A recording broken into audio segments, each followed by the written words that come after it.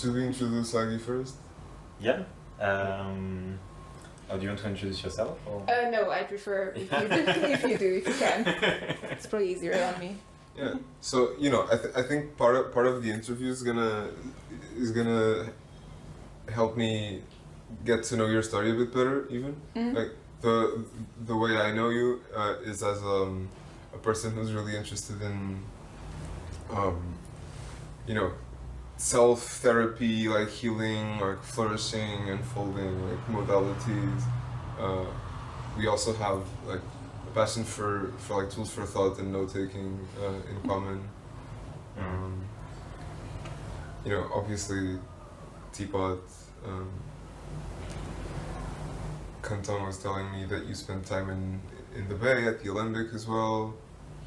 Just a little bit. Just a little bit. Yeah. Anyway, are there other things you would like to give as like context? Like what would be on your character sheets? Character sheet for like a game or something? Yeah, maybe bad reference. Like plot points of your life. Plot points. Oh yeah. Shit.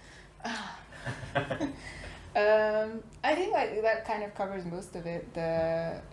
At least the current arc of things has been mostly about like self re-arrival into myself, and the original thing that put me on this path way back was wanting to create things and feeling stuck about that. That was what put me onto the tools for thought thing, and like I'm gonna create my auxiliary brain is what I called it before the second brain crowd took off and had their own terminology. Just because I have a very like divergent mind, and it likes making a lot of connections and getting insights and ideas, and it's very enjoyable, but at the same time it felt weird how after like high school, once there were like fewer frameworks to help with that or point that towards something, I wanted to point it at everything, and then I had to like come into contact with my own capacity and limitations, and that was part of the journey. And how can I be with myself in a way that feels good? And only recently, in like the past year, am I more and more touching on to some of the initial sparks of this around like, oh, I want to create things, and how am I with that now? Well, I find it really cool that you're weaving the creation thing and the getting in touch with yourself with that impulse to like branch out and like take notes about everything, make all the connections, right? And like finding your own limitations through experience of trying that and being like, okay, I can't actually just build the whole castle of notes and solve the world, so to speak. Well, we probably can, but maybe not all at once. I feel like part of what I've had to come to terms with is that maybe during my life arc there will be different like seasons and phases, and if I'm not able to be all the 5 or 10 major things that I'm wanting to be all at once yet, maybe I'll just, I don't know, be a film director in my 60s, be a singer in my 40s, and just feel into what's naturally, organically here and feels the right thing for right now. And it might end up unfolding or developing into all of the other stuff that I felt drawn to in my life. I'm interested in what you wanted to create at first, or like in high school. I think originally it was music and books. I read a lot, and fiction writing was definitely on my list of, I'm just gonna do that, and it felt like the right thing and easeful. So you did a bit of that? A tiny bit of that, just like short story kind of things. But after a while, like in college, I ended up not having time to read as much, and took stories in through different media, got interested in like filmmaking, storytelling type of things, And I find that it's easiest to create in a medium for me when I'm consuming stuff from there, because then I'm training my own AI-ness into some of that, and it's just too much easier. Your own AI-ness. Yes, I feel like we have to address the elephant in the room here, that I am AGI, yeah. Oh. But I do think of it like that a little bit, and I think even like 10 years ago I thought of it like that, of like, oh, I am curating what I'm exposing myself to, and how do I don't know how to finish that sentence, but something about how, like, you know, that quote or meme or I don't know what, about like, oh, that you're the mixture of the 5 people you're closest to. Exactly. Like, whatever environments and people you're with, you're adapting to them and co-developing, and that's the most useful way to learn and be and change and grow, and it's nice to have some consciousness of that. Yeah, that's been a theme. That's been a theme here. Same. Like curation is an art in itself, and but and also just exactly like the curation of the media you consume, but also of your social milieu. yeah. And you know, this is an example of us choosing to be in a milieu that that goes towards some, you know, ideal or and like refining direction that we both your taste in that and your like ability to find those people, and also your ability to choose that in a sense, because you could be oriented to that but have this disempowered state of like, oh, like I'll never have that, or and unless you get like tiny portions of experiential evidence that that's available, and like the valuing of yourself to an extent where you're like, oh, I'm gonna just go after this belief that I do want to make the trade-offs or like choose the things that I'm attracted to. Unless you run that experiment, you can't know how it will be. But I think a lot of the like grind set culture trains us against that kind of thinking. Yeah, it's funny because it pulls you away from that, trusting that gut feeling by like taking that subjective experience seriously. What was some of these experiential evidence that you had of like kind of being the right milieu or meeting the right people that made you then trust yourself more to?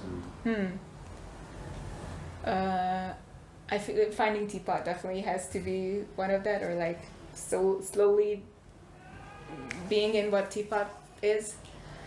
And Vibe Camp definitely last year was like a changing point in allowing and trusting more and more of that.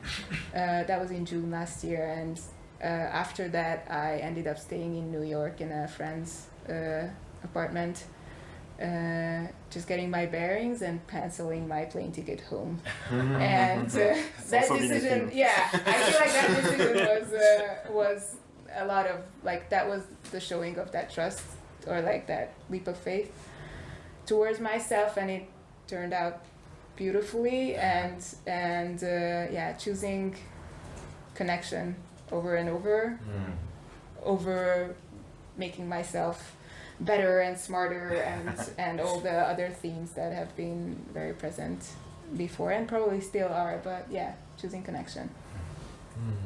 Was this the first time in your life that you had this moment of like finding the others and choosing connection? Or I think the clearest, and probably maybe the first. Was this your first Twitter event? Yeah.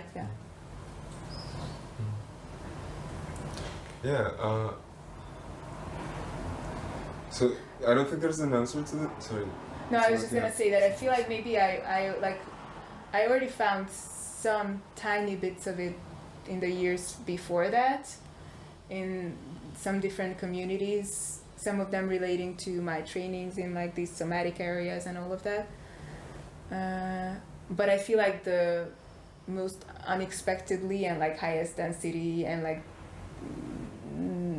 what it led to in this like very amazing journey all throughout the summer after, and serendipity just becoming so much more available, that's why I think of it partly as the first, and partly as the first of like, oh, I have friends now. Well, that's a big theme shift for me. Yeah. Pretty profound. Yeah. Yeah.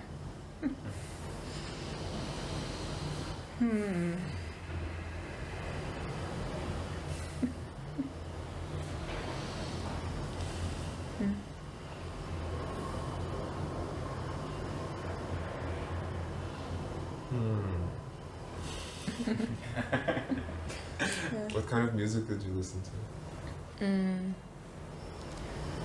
Whoever, what time scale are we talking? All kinds. What kind of music are you listening to right now? Am I listening to right now? Yeah. Oh, okay. What's big? I mean, it depends on my mood. Sometimes, the past few days, like some of it was like this kind of music. It's like, Oh yeah. That's fucking good. To work. yeah, Yeah. a little bit. There are also softer ones.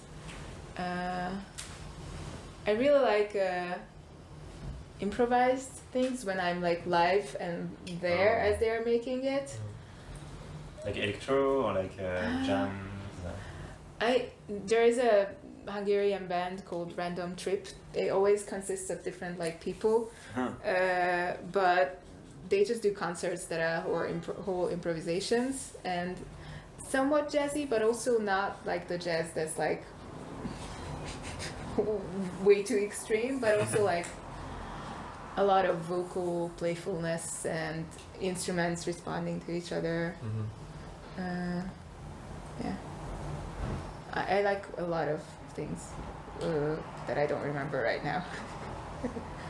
It's been established. You've got like kaleidoscopic taste in Yes, of just- course I do. Yeah. And at some point you were making like Music? making music, yeah? Yeah, I did that right around COVID and a little bit before and after. I mean, this has been a theme, one of the overarching things. Like I studied music when I was a kid. I was pretty good at it. Won competitions. Regionals. National second best. But it was like a forehand thing. But it was that like piece of music was really beautiful, and we had like a CD of our performance of it that got lost, and we gave it to a neighbor. And if the neighbor is ever listening, we're still wanting that CD back. Anyway, what I was gonna say is that after that there was like a 10-year gap, and then in college the last year I finally like discovered the music department, that it existed there, and then I took a music production class and the one above that, and then another few years of break when I went home, and yeah, around right before COVID I ended up enrolling in a music production course with music composition, other course after. Online? Online. Oh no, it was in person. The first one. The second one Oh, was that's online great. because of the COVID. But it was a lot of fun, and I felt like very much in practice with it. After a while, I feel like, but again, that kind of thing where it's like, what is the phase of life that I'm in right now? And it got to a point where I was wanting to make music that is my own songs, and I wanted to be able to sing them, but I couldn't really yet to a level that was satisfying to me. And most of it had to do with like postural issues that like made my throat very tight. Oh. And so a lot of what I've been doing over the past few years since then has been about freeing my body in different ways, emotionally, how I express myself, and also with the grounding and posture and freedom that I feel like is already affecting how my singing is. So that's pretty nice. In the last this year, I'm reopening the singing chapter again. Also, Really? since January, I'm taking a Hungarian folk singing course. No way! Yeah, That's so cool. it's very cool and it's an awesome course, and I really like it. And we'll see where it goes. Whoa! You take lots of classes, don't you? Yes, I do. I'm a little bit of an information hoarder. Not even a little bit. But they're all awesome classes, which is very nice. It's only been this year that I've said no to some of them.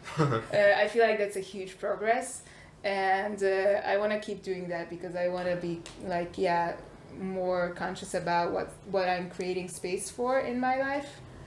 And I think that decision last summer also helped with that, of like, what if I've bettered myself as much as I want to for now, and I'm wanting more connection.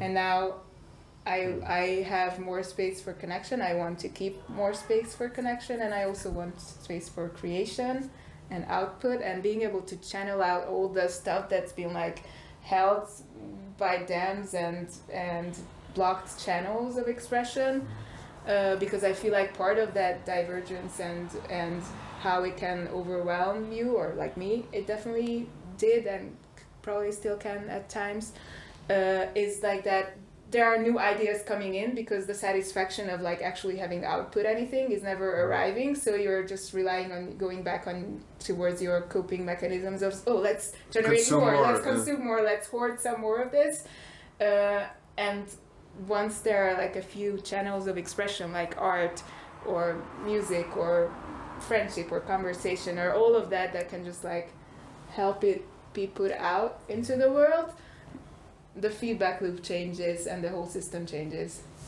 I really relate to that. I so relate to that. I also have a bias towards consuming information, and I do feel like I'm only now starting to like write and like publish stuff. I do feel that it's different, and that the fact that you're outputting it and that you have some relationship to like a thread of the things that you're creating, or like an audience or something, changes the way you consume information as well, right? And focuses it like naturally, right? Without you like restraining yourself. No, you need to only focus on one thing. Yeah. Right. And I'm really curious. So there's like a connection that I want to flesh out a bit more, where you mentioned finishing college or finishing high school and like letting your interests sort of diverge everywhere, and you sort of connected it to your self-knowledge, self-improvement, like journey thing, and I guess I'm looking for a bit more resolution on finding your limitations by branching too much. Like, how did that translate into now I'm gonna do. I don't even know what practices you started with, or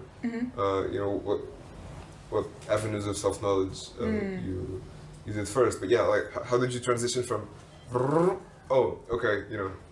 limitation,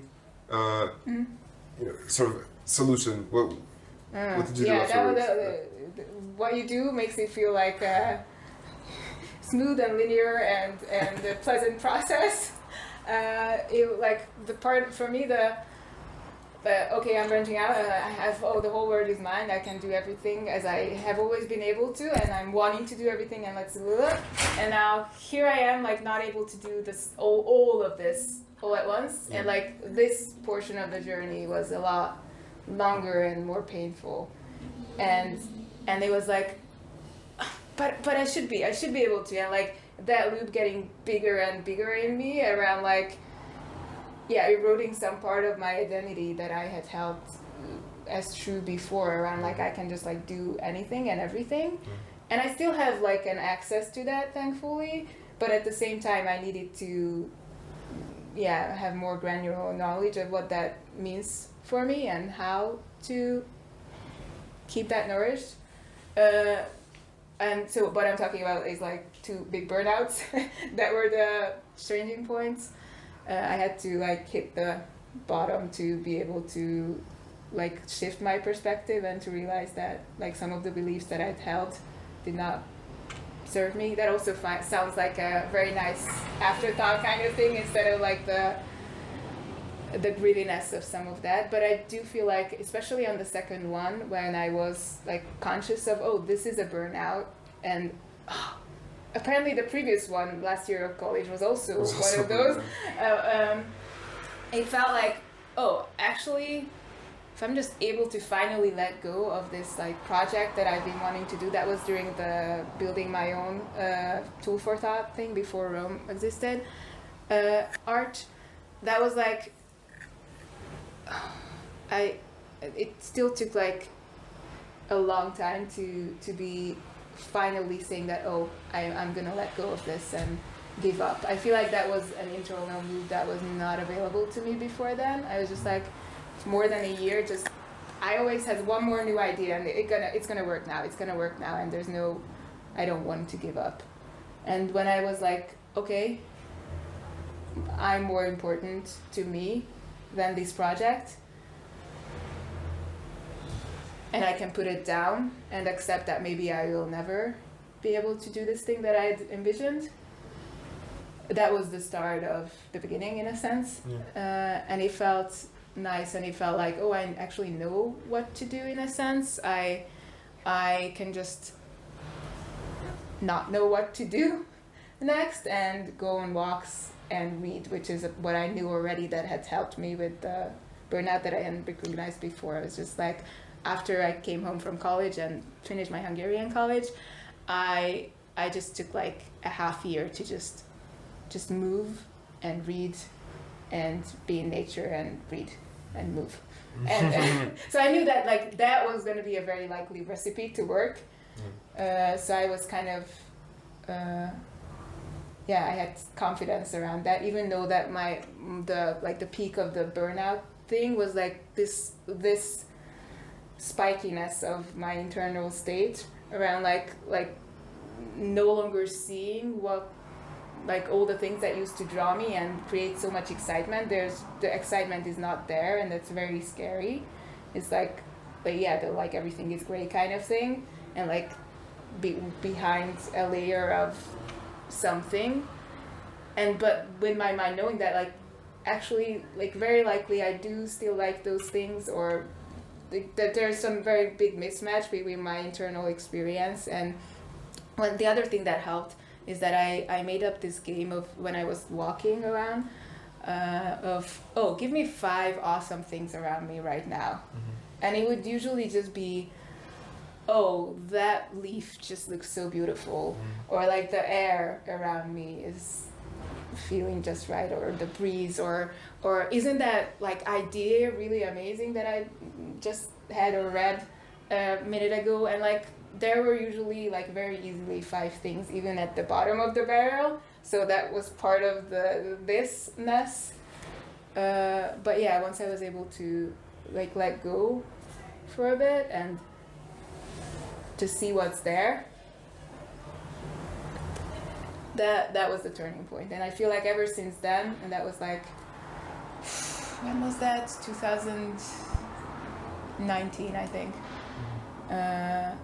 And then COVID came. But that was just a different thread of my life around some of the openings, having another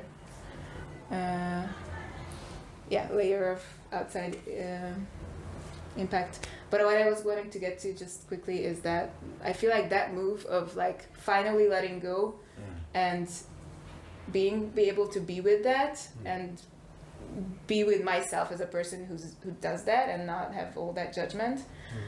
I feel like that move has been like becoming a lot more easy and faster. Like that's also a feedback and learning loop. And it's like, oh, I've reached that point like a half a year later again, and like now, like not to that extent, not with the burnout, but just like within a day of like, oh, I have an intention and I'm not able to do it, and like when is it the point when I allow myself to even just take a break and rest. And nowadays it's like I can probably just access it within seconds of like, oh, I'm okay with being a person who doesn't know how to manage my internal experience.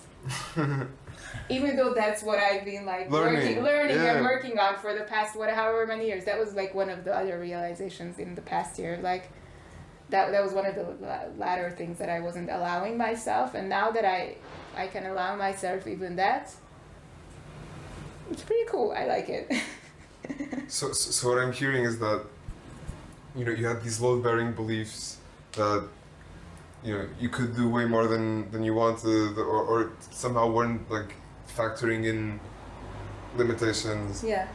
Into the mental math of like, I'm just gonna do this and it's gonna be awesome, and you know, planning or whatever, or setting expectations, like Yeah. making predictions about the world, and you know, sort of the error accumulates, like you're some like inner dissonance starts building up to a point where, you know, it's too expensive to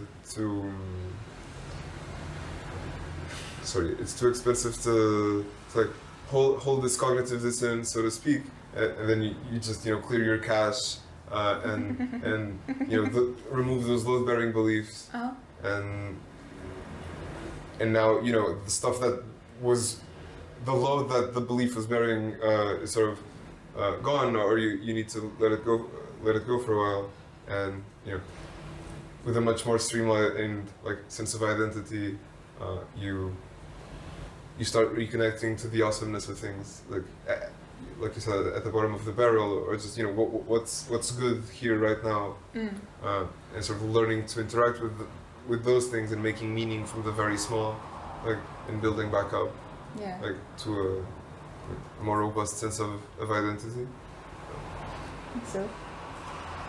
and that loop getting smaller and smaller, Yeah.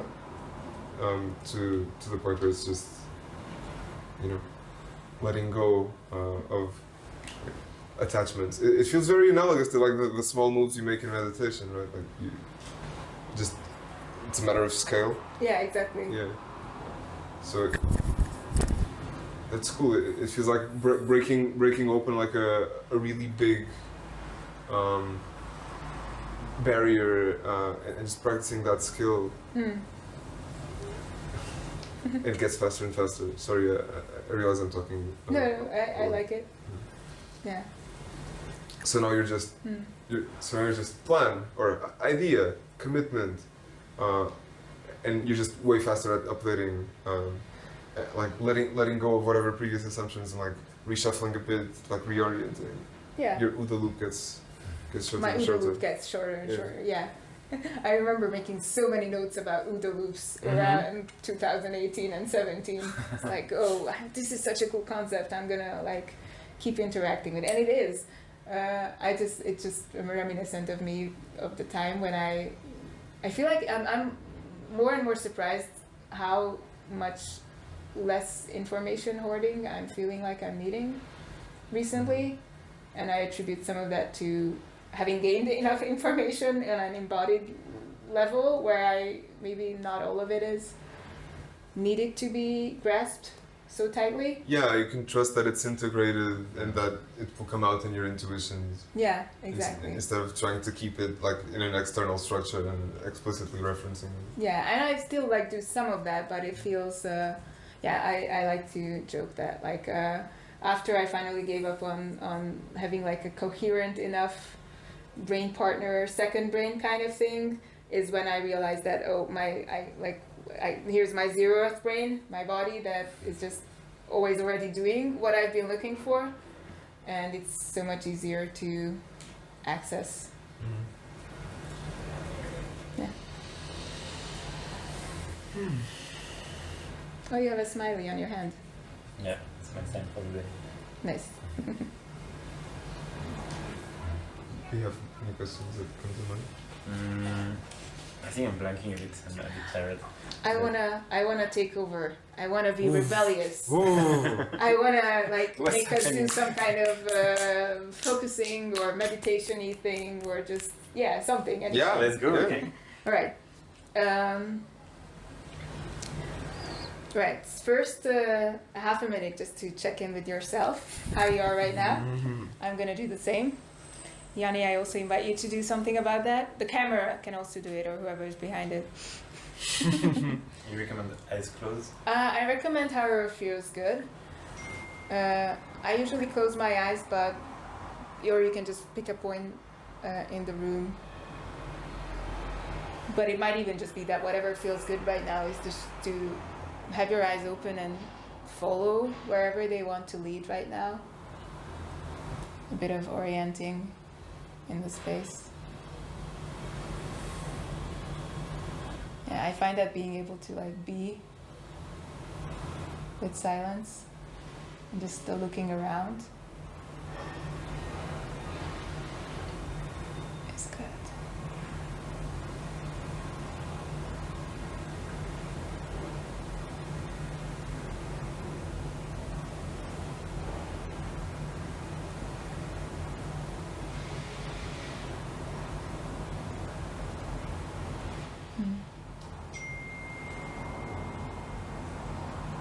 This reminds me a little bit of like the rhythms that you can find around, like we very often, like even when not recorded, don't allow ourselves to completely come to a rest after an intensity.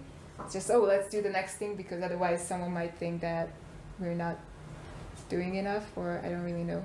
But it feels nice to just be with each other even without talking. It's funny because we were talking about the fact that even though all the podcast conversations that we recorded so far have felt great and exciting, afterwards we're like, at least I am like extremely tired. And thinking about like, why is it so tiring to hold a podcast conversation compared to a normal conversation? Yeah, I notice it's kind of like, at least a part of me is trying to like, in the normal conversations, as you said, there are rhythms up and down, and like there's a part of me who's like alert, always like locking the up of the curve constantly. Yeah. Something like that. Whether it's working or not, but yeah, pretty tiring. Yeah. I like the honoring of the gaps of like between. There's a lot of precious stuff that's going on in there. Yeah, I agree.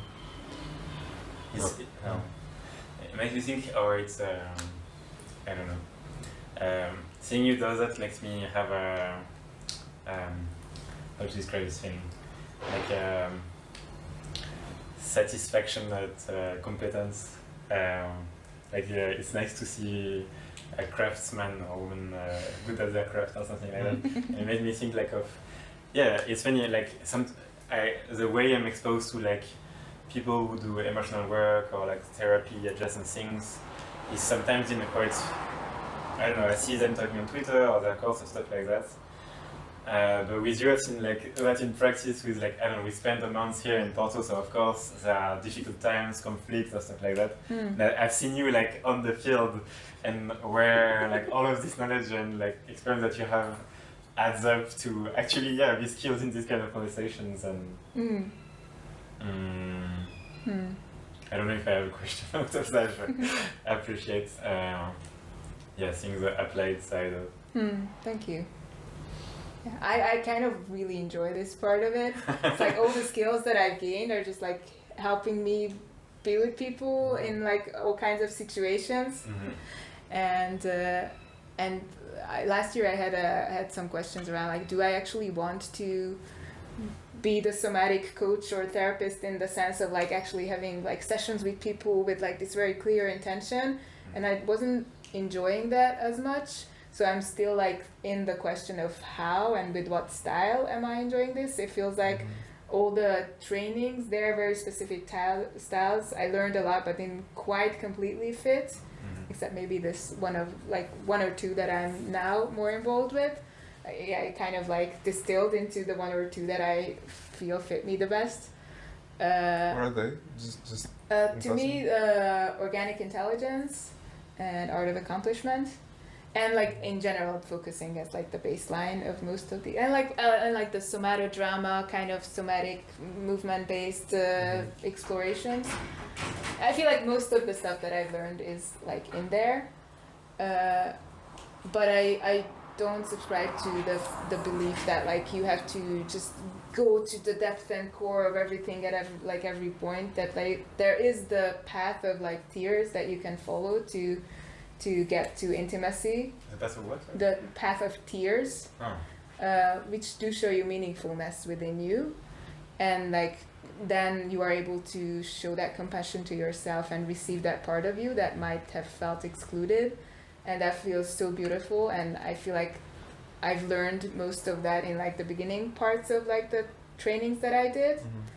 Like I don't know, compassionate inquiry, a lot of like parts work type of things do that also. Alethea stuff. Yeah.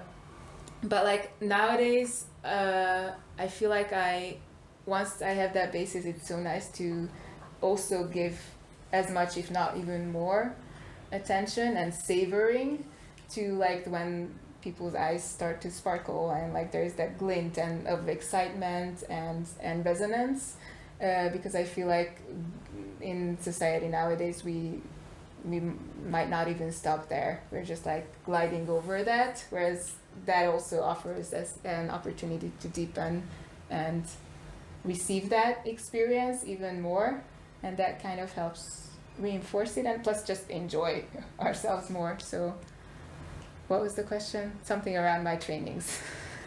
I think. I think you didn't have a question. Oh yeah, the being on the field. Yeah, sorry. Yeah. Yes. So I saw you did a project check-in a few days ago, and I like just seeing you come up with exercises on the spot, depending conditional on the projects and the kinds of difficulties that people were facing. So you didn't have a plan, and you just chose a few like somatic things on the spot. Yeah, I don't know. I think I told you this at the time, but I appreciate the ease with which you have your repertoire, and you can just pull from it. Yeah, right. Yeah. Yeah. Thank you. I very much appreciate that feedback, because some of this is still new to me, and I'm finding out how I'm enjoying doing this, and it turns out that that's like one of the ways that I enjoy it most, when I can just feel what needs to happen, and there's like people there and things happen. Yeah. Like making music. Yes, exactly. Call response and stuff like that.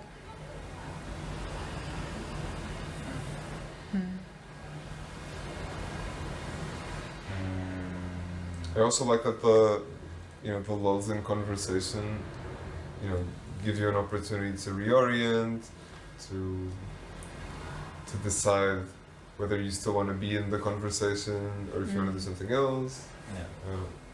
Yeah. What your body's telling you. Exactly.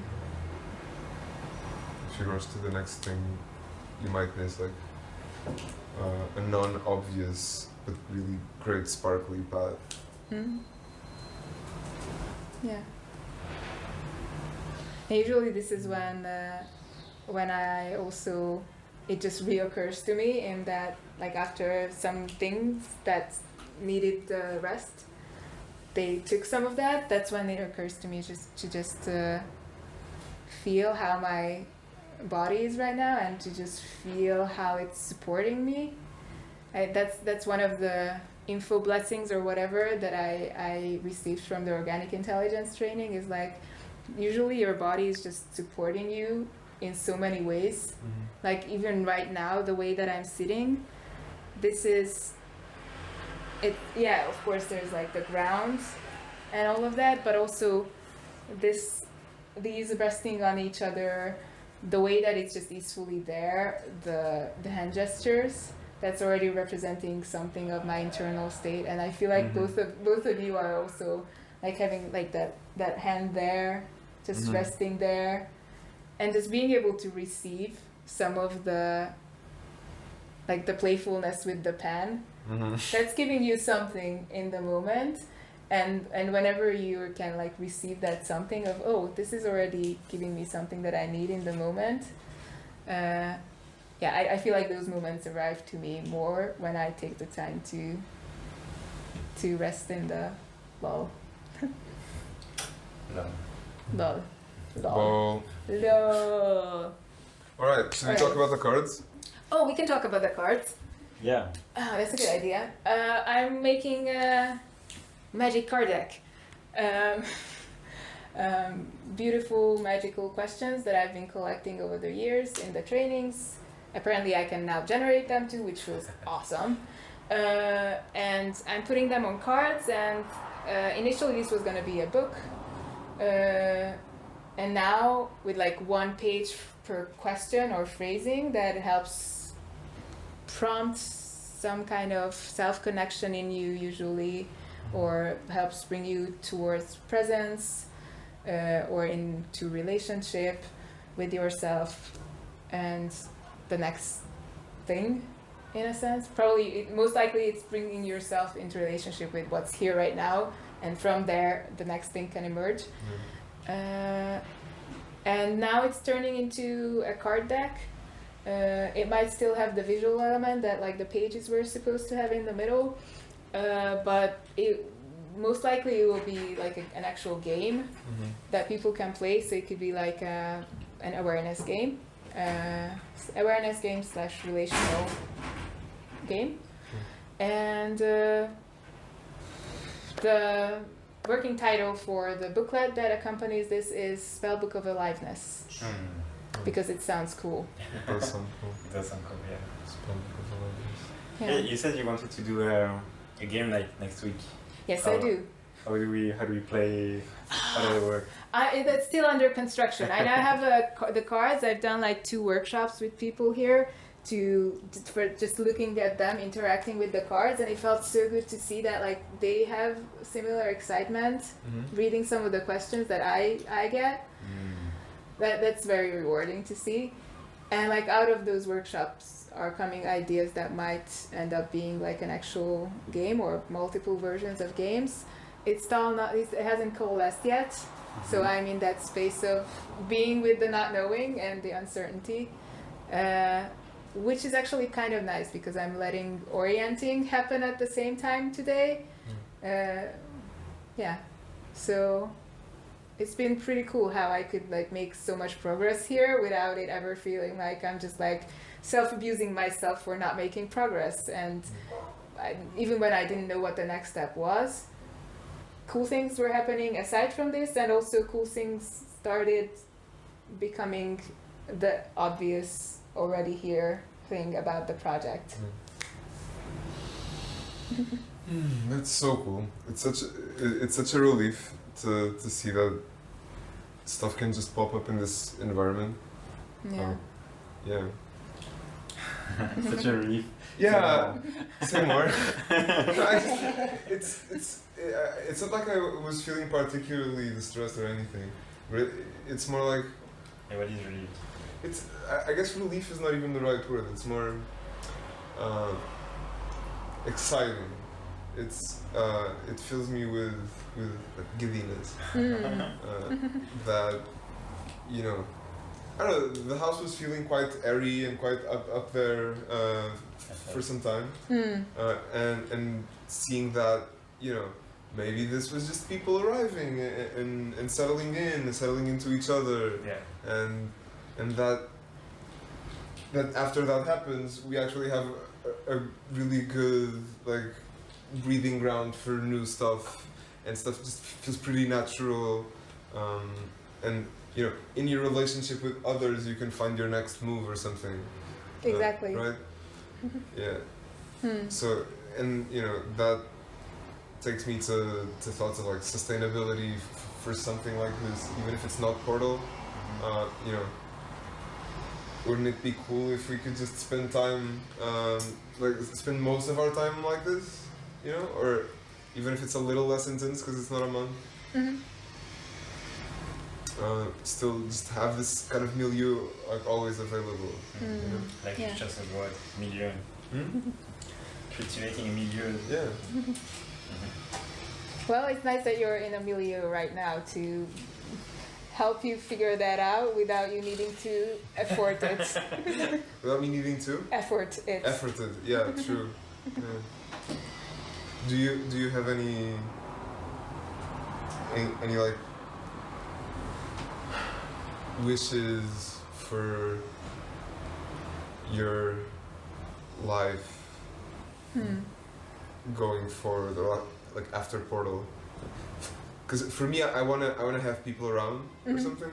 You know, I wanna have like an intellectual milieu, to use the word once again. Yeah, like I want to somehow keep this going, or I want to somehow keep energy flowing, even if it's not right afterwards. But that's for me. So I'm wondering, you know, do you have a sense of what your life is asking from you, like, going forward? It's definitely asking for more of stuff like this. I have 1 more year left of my focusing oriented therapist training in Hungary, but that's like only 1 session every month. And I didn't miss any of them last year, or like almost didn't, so I have 2 that I could miss this year.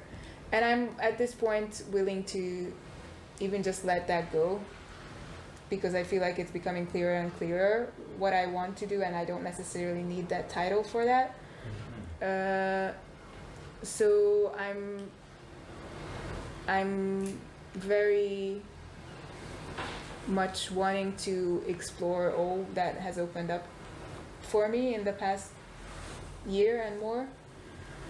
And yeah, my model that I devised for myself after summer, or during the summer last year, was like, oh, what if I did like a few months here, a few months there, and a few months in Hungary to be with my family, and a few months elsewhere. It could be traveling, could be a concrete place always the same, or it could just be all around and seeing different places. It felt very generative to have glimpses of what living in different cities would be like last summer in like New York, LA, Bay Area, all of that. And now a little bit of here. It feels very nice to have all of these contexts, like to see what they bring up in me, and have them cross-pollinate each other and my life at home. And I'm wanting to, keep doing that. So probably I'm home for the month of September. Then I should be home for the end of September, but 3 week is coming in more and more as like an option. But I should actually like do that training workshop at the end of that. But October is open, and then most of November might be open, but then like probably home for Christmas, and then like maybe January, February, like maybe travel. So I don't really know, but I do want to be even more conscious about this than I was during last year, because after all the highs of the traveling, like the autumn and winter were a lot tougher in Hungary, because I had decided that I want to explore and make this life shift, but I still had some commitments and needed to like enable this lifestyle in a certain way, and it felt like I wasn't in the right place, and that was, I don't want to repeat that pattern, even though I learned from it. And part of what I learned is that I want to go after what I want even more.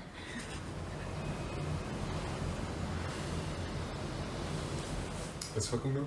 All right.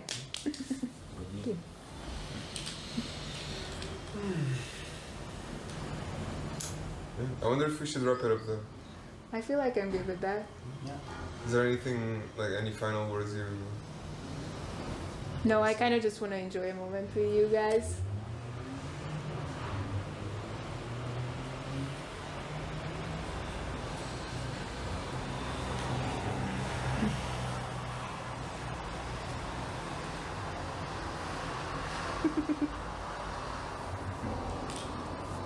I can do 3 at the same time. Oh wow. I can do 4. Yes, so much love. How can you? Because I do the pinkies at the bottom. Ah, that's smart. Oh, Wow. Should I put whoa. the frame and suddenly more love. But literally. We can wait. We should do. Oh. Oh, wait. Oh, you. Yay! How do we look? Amazing. Perfect. This is the thumbnail. Yeah. Nice. Another kill. All right. Thank you guys. Thank you. Thank you for talking to us. Yeah, Thank for you. being here. Thank you. Yay.